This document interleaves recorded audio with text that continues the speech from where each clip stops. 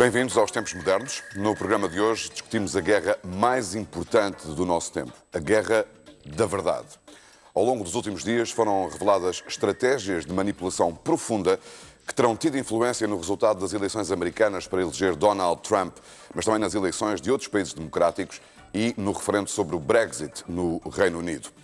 E isto só foi possível por uma razão. Cada um de nós deposita toda a informação sobre si próprio nas redes sociais. E é por isso que o Facebook está agora, Ricardo Monteiro, o Facebook está agora no centro da maior manipulação política de que há memória, portanto, da história da humanidade. Da história da humanidade. Primeiro porque ela é total, não é? E porque realmente, pela primeira vez, podemos afirmar com um grau de certeza muito grande de que o resultado de uma eleição foi produto realmente de uma manipulação da qual os alvos dessa mesma manipulação não estavam nem nunca estiveram cientes. Nós vamos tentar no programa de hoje, Ricardo, explicar um pouco daquilo que já se sabe para tentar explicar aos nossos espectadores e às pessoas como as nossas intenções são subvertidas de forma, e sabotadas por alguém que se apropria dos dados que cada um de nós deposita voluntariamente nas redes sociais, sobretudo o Facebook, e da utilização imoral, não ilegal. Não ilegal. Não houve nenhuma ilegalidade naquilo que se conhece. Não houve ilegalidade. Todas as fronteiras étnicas foram ultrapassadas, mas as fronteiras legais realmente não o foram. E para tentar percebermos todos que vivemos num tempo em que cada um procura a sua verdade, mas e procura a sua verdade de acordo com aquilo em que acredita. Há uma predisposição para nós encontrarmos aquilo que reforça a nossa posição, a nossa opinião sobre um determinado... Exato. E, portanto, é exatamente esse processo que está aqui a ser refinado até ao limite e de uma forma que nenhum de nós tinha suspeitado até agora. Quer dizer, suspeitado já suspeitava, mas nunca tinha tido evidências. Suspeitávamos, sim. Aliás, esta notícia do Cambridge Analytica já tem quase, enfim, tanto tempo e é sussurrada e falada já há quase tanto tempo quanto a própria eleição de Trump e depois do Brexit. Mas realmente aquilo que aconteceu na política foi uma coisa que eu reputo de terrível e que vem confirmar tudo aquilo que quem escrevia sobre cenários distópicos veio prever, desde Huxley até, enfim, a outros mais Animal Farm e tudo isso.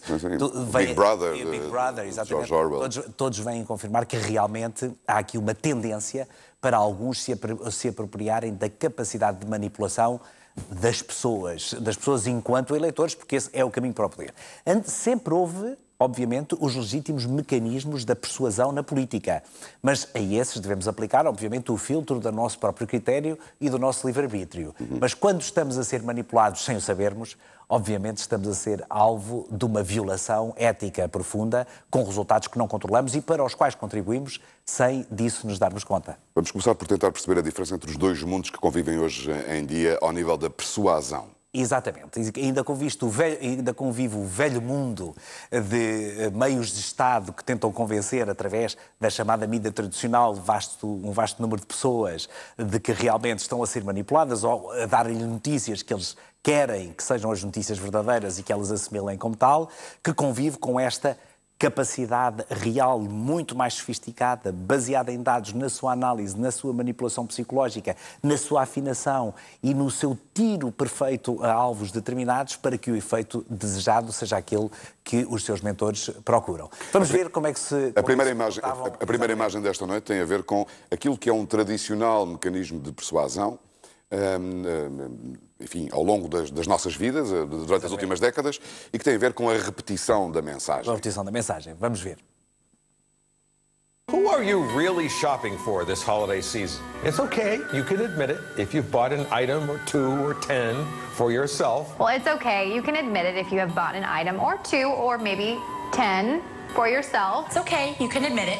You've bought an item or 2 or 10 for yourself. It's okay, you can admit it if you bought an item or 2 or 10 for yourself. It's okay, you can admit it if you bought an item or 2 or 10 for yourself. It's okay, you can admit it if you've bought an item or 2 or 10 for yourself. It's okay, you can admit it, Todd, if you've bought an item or 2 or 10 for yourself. Ora bem, Porquê que isto acontece? Nos Estados Unidos acontece uma coisa que é chamada televisão sindicada, não é? Que pertence a uma de 5 ou 6 organizações que realmente controlam todo o circuito noticioso nos Estados Unidos. E quando uma notícia é largada editorialmente, ela é mandada para todas as redes de televisão que são aderentes desse sindicato, afiliadas e eles repetem, como vês, com diferentes intuações, cada um deles tentando trazer o seu... Deixa-me só fazer aqui uma reflexão. Na televisão portuguesa, embora não seja por esta razão, mas a sensação é muitas vezes esta.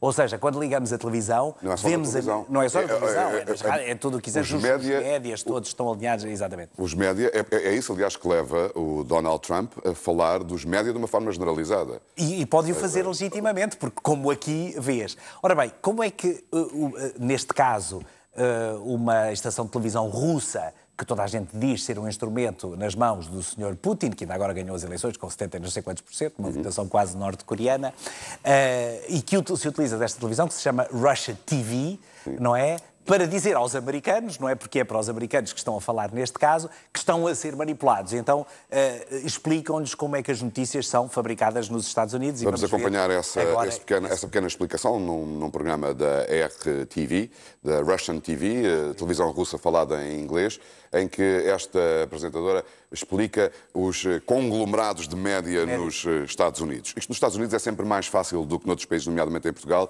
mas a diferença não é assim tanta como... A diferença não é tão grande. Aliás, em Portugal, como sabes, há 3 grandes grupos noticiosos. Aqui há General Electric, é o primeiro, nos Estados Unidos, com todos aqueles títulos. Exatamente. O segundo é a Walt Disney Company, que tem o ESPN e muitas outras. A terceira é a Viacom. A quarta é a CBS. E a quinta é a Fox News, se não estou em erro. E ainda há uma sexta... Não, peço desculpa, não é... Esta é a News Corporation do Sr. Murdoch. Do senhor que tem a Fox News dentro. E finalmente a Time Warner. Portanto, tem a CNN, a HBO, e esta Warner senhora Brothers. Está aqui a dizer, em fundo, se vocês são americanos, realmente estão a ser vítimas de manipulação porque são controlados por 6 organizações cujo único objetivo é o lucro. O único objetivo é o lucro. Ou seja, pode haver milhares de canais, milhares de títulos, milhares de notícias, mas, na verdade, há 6 origens comuns. Nos Estados Unidos. Nos Estados Unidos. Não é nada mau, porque, como já vimos em Portugal, haverá 3 ou 4, em França há 2 ou 3, sim. Portanto, vamos lá ver. Mas, apesar de tudo, nenhuma delas é mundial. Ok? Nenhuma delas tem uma capacidade de irradiação mundial. E, desde logo aqui, há uma enorme diferença com aquela organização de que a seguir vamos falar, que é justamente o Facebook, não é? Que tem 2.000 milhões de pessoas que quase todos os dias veem o chamado newsfeed, que são as notícias que lhes chegam, aliás, feitas à medida para essas pessoas. Não é? Feitas à medida, de acordo com as suas preferências, com as suas escolhas e com aquilo que os algoritmos desenvolvidos pelas equipas de programadores do Facebook e das empresas associadas com o Facebook conseguem fazer através dos comportamentos digitais, online, das pessoas. É por isso que é muito frequente, por exemplo, somos confrontados com anúncios de automóveis, se andarmos à procura de automóveis novos, porque há um algoritmo que percebe que nós estamos à procura de um automóvel para comprar. Desde livre lá de procurares um hotel no Algarve, porque passas 5 dias a ver ofertas de hotéis no Algarve. Sem dúvida, isto é a força do algoritmo, é essa realmente. Ou seja, todos os nossos espectadores, porque hoje em dia toda a gente tem acesso de alguma forma às redes sociais, sabe exatamente o que é que nós estamos a falar. Sabe exatamente o que é que estamos a falar, sim. Acho que sim. Ora bem, então o problema que está aqui, Ricardo, é quando aquilo que nós vemos é aquilo que alguém quer que nós vejamos. Exatamente.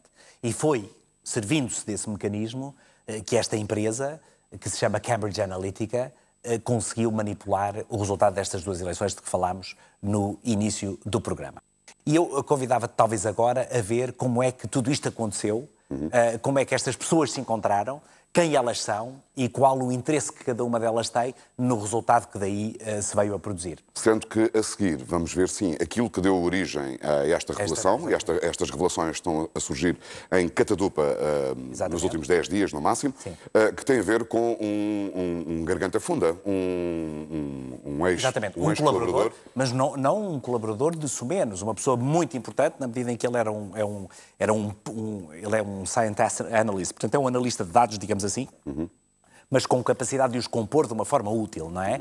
Que trabalhou para esta empresa e que esteve na base da Cambridge Analytica, foi um dos fundadores, no fundo. E foi a denúncia que ele fez que permitiu descobrir tudo o que está aqui em causa e que está a levar à abertura de investigações judiciais e políticas sobre o Facebook, que já levaram Mark Zuckerberg também a reconhecer erros e a sentir a pressão, a maior pressão da vida da empresa. Defraudado a confiança dos seus utilizadores, sim. Mas eu estou a chamar a atenção para isso porque daqui a pouco vamos ver a entrevista, as declarações desse antigo quadro, alto quadro da Cambridge Analytica, mas para se perceber um pouco melhor, vamos ver, assim, só aqui posicionar algumas pessoas, que são pessoas até agora totalmente desconhecidas da opinião pública, em Portugal e no mundo. E no mundo. Bem, uma delas não, que é o Steve Bannon, mas enfim, sim. Portanto, aqui se vê, esta é a primeira pessoa que se vê, que é uma pessoa chamada Christopher Nix, que é o CEO e fundador daquele grupo, daquela empresa chamada SCL Group, que posteriormente evoluiu para ser a Cambridge Analytica. Agora, no próximo quadro, vamos ver este senhor, que é o senhor Stephen Bannon, como sabes, trabalhou para Donald Trump até há relativamente pouco tempo, que em 2013 apresentou Christopher Wylie, que é a pessoa que vamos ver a seguir a entrevista, a Steve Bannon. Portanto, o Alexander Nix, que é o fundador da SCL, e estas três personagens vão falar com este senhor, que é o senhor Robert Mercer, que é um multimilionário, mesmo um bilionário norte-americano, gestor de fundos, que é uma pessoa que tem uma agenda de direita e de extrema-direita, que com 15 milhões de dólares vai financiar a fundação desta empresa Cambridge Analytica. Já agora só abrir aqui um parênteses, eles quiseram chamar Cambridge Analytica, não tendo nada a ver com a Universidade de Cambridge, para que o nome desse mais credibilidade ao que ali se produzia. Estas três personagens acabam por se juntar, ainda acho que haveria um último quadro, mas enfim, com um homem importante chamado Professor Coogan, que é este senhor que aqui está, não é? Alexander Coogan, que é um russo, que era ele sim da Faculdade de Cambridge, que, juntando-se com o Christopher Wylie, percebe que não basta apenas ter acesso aos dados, mas que, recorrendo aos mecanismos simples da psicologia, conseguia fazer que, com um determinado número de mensagens, se alterasse o comportamento das pessoas. E então, o que é que aconteceu? A Cambridge Analytica, com o dinheiro do Sr. Mercer, pagou à empresa do Sr. Coogan. A senhora do Sr. Nix, que depois recrutou o Sr. Coogan, para terem acesso a mais de 50 milhões de perfis de utilizadores do Facebook. O Christopher Wylie vai-nos explicar, mas eu vou dar uma breve explicação, se não tiverem paciência de seguir toda a entrevista do Christopher Wylie. O que acontece é que este Christopher Wylie, que é o tal cientista analista de dados, percebe que este professor Coogan tinha aplicações, apps, os famosos apps, não é? Que tinham autorização do Facebook de fazer a colheita de informação do perfil de determinados usuários do Facebook. Mas não só dessa informação, como também da informação de todos os amigos e dos amigos relacionados com este primeiro.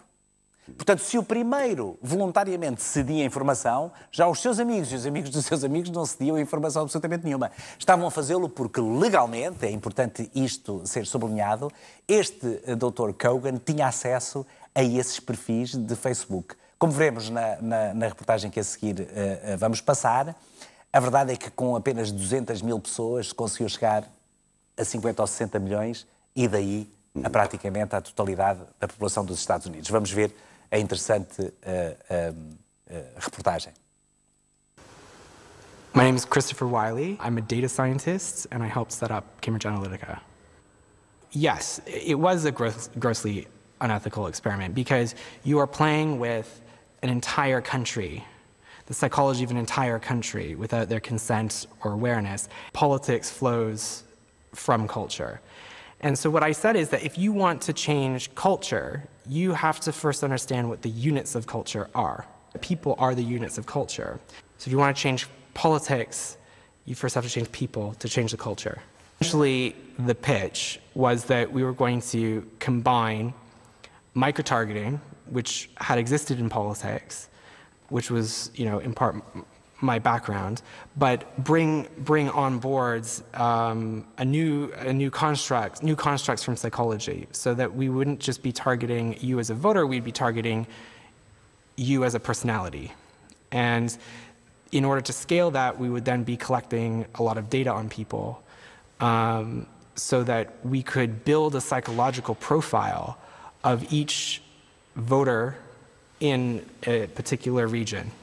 or in this case, all of the United States. Kogan offered us was something that was way cheaper, way faster, and of a quality that nothing matched. They had apps on Facebook that were given special permission to harvest data not from just the person who used the app or joined the app, but also it would then go into their entire friend network and pull out all of the friends' data as well.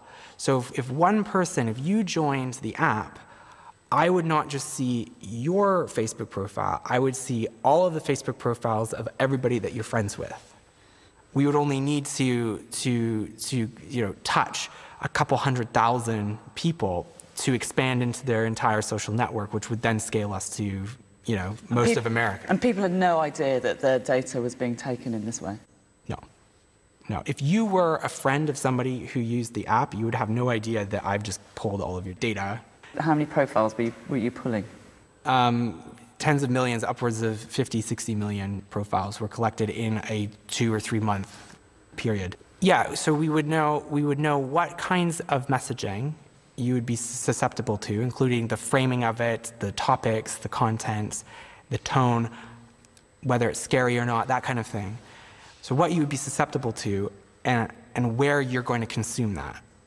And then how many times do we need to touch you with that in order to change how you think about something? Whatever it is that we think this target profile will be receptive to, we will create content on the internet for them to find. And then they see that and they click it and they go down the rabbit hole until they start to think that, until they start to think something differently. Instead of standing in the public square and saying what you think and then letting people come and listen to you and have that shared experience as to what your narrative is, you are whispering into the ear of each and every voter, and you may be whispering one thing to this voter and another thing to another voter. Se Goebbels fosse vivo, isto seria o sonho do homem que esfiou a máquina de propaganda nazi. Eu acho que ele teria espasmos de prazer se fosse uma coisa destas. Nós estamos perante aqui um exercício mais evidente até agora. Não acredito, na verdade, que seja o único no mundo.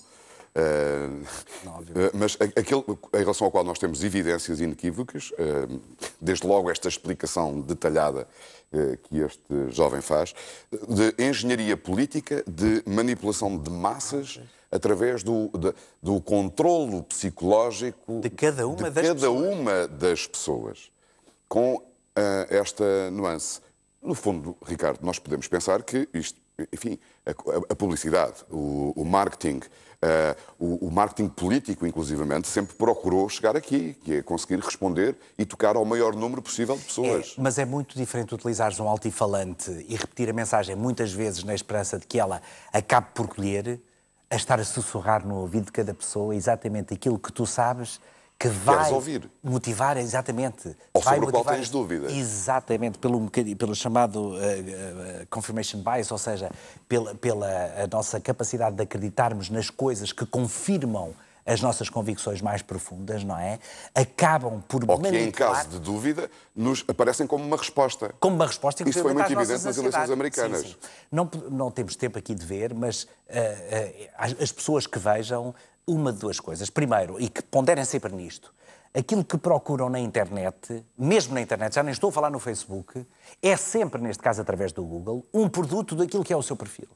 Portanto, é sempre uma mensagem que é mais próxima daquilo que é o seu comportamento quando está em linha, quando está na internet.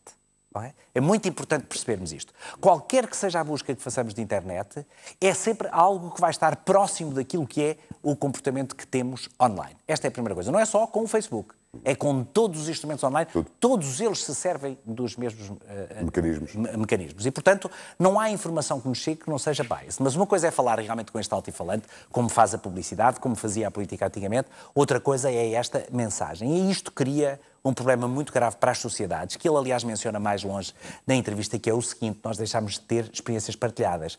Porque mesmo dois aderentes e supporters do Trump, apesar de tudo, vão estar sujeitos a mensagens que são diferentes. Portanto, a experiência comum e partilhada que constitui as comunidades e que as faz avançar num determinado sentido, está a ser dividida em micropedaços e cada pessoa passa a ser... correspondentes a cada um, cada pessoa. Exatamente. Há curiosamente, esta investigação tem sido desenvolvida por jornais ingleses, pelo Guardian e o Independent, sobretudo, o Guardian teve acesso a um documento que é absolutamente surpreendente. É verdade. E do qual partilhou e publicou alguns exemplos, que é uma apresentação em PowerPoint feita por esta empresa, Cambridge Analytica, sobre como é que foi este processo de manipulação dos eleitores americanos, uma espécie de case study, de estudo de caso, para conquistar novos clientes noutros países e noutras áreas de atividade ou de negócio para além da política. E então explicaram rigorosamente o que é que fizeram. E dos slides que são conhecidos dessa apresentação, isso foi utilizado em reuniões de trabalho com possíveis novos clientes. Essa apresentação foi feita ao Presidente Trump, espera lá. E essa foi feita ao Trump e depois utilizada também. E depois utilizada, exatamente, para venderem o seu caso extraordinário para ver se ganhavam mais clientes. Não é? Há um slide que retiraram, podemos partilhar aqui com os nossos espectadores, que é muito elucidativo, Ricardo. Porque é um slide que vai inclusivamente um passo atrás de tudo isto, porque isto, apesar de tudo, dirige-se a manipular o comportamento das pessoas já a posteriori. Elas já são pessoas, já têm um conjunto de valores, apesar de tudo, resta-lhes o livre-arbítrio e se refletirem e se pensarem, poderão fazer coisas. Mas neste slide, vê-se ali naquele quadradinho, o primeiro diz em cima à direita, em inglês, a seguinte expressão terrível que é control the first impression, ou seja, controle-se a primeira impressão. E a primeira impressão... Se você quer atingir um resultado, é controle a primeira impressão do seu público-alvo. E como tu sabes, nunca há uma segunda oportunidade para criar uma primeira impressão. É a mais marcante de todas. Há um livro inteiro escrito sobre isso por um senhor chamado Malcolm Gladwell, que é Blink, que é assim que tu realmente pestanejas, formaste uma impressão, uma opinião e tomaste uma decisão. Certo. E aquilo que eles agora pretendem é ir um passo além desta coisa tremenda que já fizeram e controlar a primeira impressão. Neste caso, e repara que já foi aplicado à eleição norte-americana, que é Hillary voted for the Iraq War, Donald Trump opposed it. Ou seja... Isto quando as pessoas procuram algo parecido com Trump, guerra, Iraque. Exatamente. Portanto, tu vais ao Google e pões Trump, guerra, Iraque e aparece, a primeira coisa que aparece é que a Hillary Clinton votou pela guerra do Iraque e que o Donald Trump se opôs a isso. Já no segundo exemplo, que é negócios da Hillary. Exatamente. Expor escândalos e dar impressões negativas do que é Hillary. Quando se põe Hillary Trade, aparece Hillary supports NAFTA, apoia o NAFTA, que é aquele acordo, portanto, de livre comércio que existe nos 3 países da América do Norte, México, Estados Unidos e Canadá. Que Trump quer revogar. E diz ali a seguir, e ela vai mandar os nossos empregos para fora. Não é? E assim, por aí adiante. E, finalmente, levar o tráfego na internet às páginas que têm conteúdo relevante para a coisa. Repara como é. Sofisticação adicional, Ricardo. Sim. Aquelas páginas foram criadas propositadamente pela mesma equipa, exatamente, com a ajuda do Steve Bannon, exatamente, para que houvesse um manancial de conteúdos disponíveis na internet. Desculpa, isto é a mesma empresa do Christopher Wylie. Portanto, o Christopher Wylie criou o tal conteúdo na internet, que era lançado na internet, como ele diz, para que depois as pessoas o encontrassem. Isto era só o engodo. Isto era só o engodo. Porque depois o lago onde estavam os grandes peixes, não é? Era os conteúdos que eles tinham fabricado para convencer as pessoas de que aquilo que andavam à procura, afinal, estava ali explicado. E viam ali confirmadas as suas profundas convicções. Alguns desses sites eram, obviamente, de apoio a Trump, outros não eram, nomeadamente... Não. Deixa-me dizer... que os endereços dos sites e os nomes deles eram diferentes. Uma da maneira como eles captavam as pessoas era... mostravam um slide de uma pessoa com uma arma na mão. E o título era defenda a segunda emenda, que é aquela que permite o porte de armas, não é? Acha que isto é relevante ou não é relevante de 1 a 10? E as pessoas, se pusessem, por exemplo, 10, essa pessoa passava a ser sobretudo objeto de mensagens que fossem em defesa da segunda emenda. E essas pessoas, obviamente, votavam por Trump. E depois metiam-lhe outras mensagens coadjuvantes que acabavam por compor o quadro completo de Trump como presidente. Não é? É extraordinário o quão frágeis nós somos. É extraordinário o quanto a ciência chegou hoje em dia a um ponto e a capacidade de gestão de dados, mas juntando-se com a psicologia, que não é propriamente uma ciência, não é? Juntando-se com a psicologia, chegou-se agora a um ponto, assim, alguns duvidarão, mas chegou-se agora a um ponto em que realmente... Mas as pessoas podem ser objeto de manipulação, mas eu quero deixar aqui uma reflexão final sobre esta matéria. somos objetos de manipulação? Fomos. Mas agora já temos a obrigação de o não ser. Porque agora já sabemos e estamos avisados. Portanto, we've been warned, como se diz nos Estados Unidos, compete-nos agora comportar-nos como cidadão. Já há um movimento a dizer às pessoas que é unsubscribe Facebook, portanto, para as pessoas se retirarem contas. Há muitas pessoas a retirarem-se do Facebook. Enfim, talvez como outras empresas, afinal, talvez não seja inexpugnável, talvez venha a cair, mas já agora também sublinhar que o Facebook não é só o Facebook, é o WhatsApp, é o Instagram, e mesmo que o Facebook vá todo de pernas para o ar, restará um enorme negócio e capacidade de manipulação desta mesma empresa. Só talvez ainda um comentário final. A coisa é tão grave que Mark Zuckerberg veio dizer, entre outras coisas extraordinárias, esta pérola. Se calhar o Facebook precisa de ser regulamentado, apelando ao Estado que o regulamente para assim, mas repara que é cínico, para que assim possa recuperar a credibilidade e a confiança, a meu ver, para sempre perdidas e certamente para os mais jovens. Na minha adolescência havia uma série televisiva que era a Balada de Hill Street, em que havia uma cena repetida em que o sargento fazia a reunião com os polícias para o dia e acabava sempre a dizer: tenham cuidado lá fora. Tenham cuidado lá fora. E que todos tenhamos cuidado. Tenham cuidado perante o ecrã. É este o nosso tempo, nos tempos modernos, na TVI 24, em que nos debruçamos sobre política, trabalho e capital.